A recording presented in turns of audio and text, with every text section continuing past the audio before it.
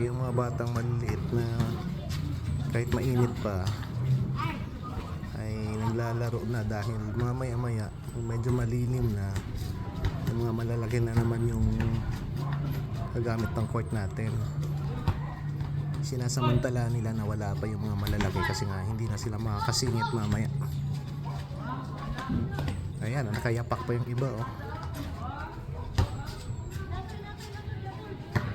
O, partida yan. Kahit mainit, nakahubad.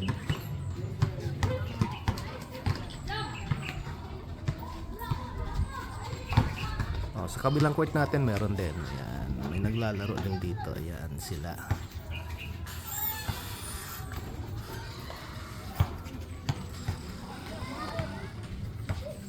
So next na gagawin natin dito ay yung sa side niya, medyo i-extend natin yan para magkaroon ng space. Then eventually kakaroon ng fiber na void. That is the final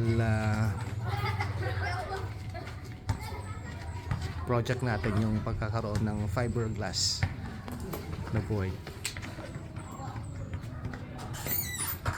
Maraming salamat ulit sa mga tumulong nito para maging realidad itong ating project na covered court. Sementadong basketball court, wala pang covered court. So yun sa faculty club, binigyan yung 10K as gift during my birthday. Pang semento natin yan dito. So bali 2.5 meters right side, and left side is another 2.5 meters para magkaroon ng space. See you and thank you. Live here in Davao.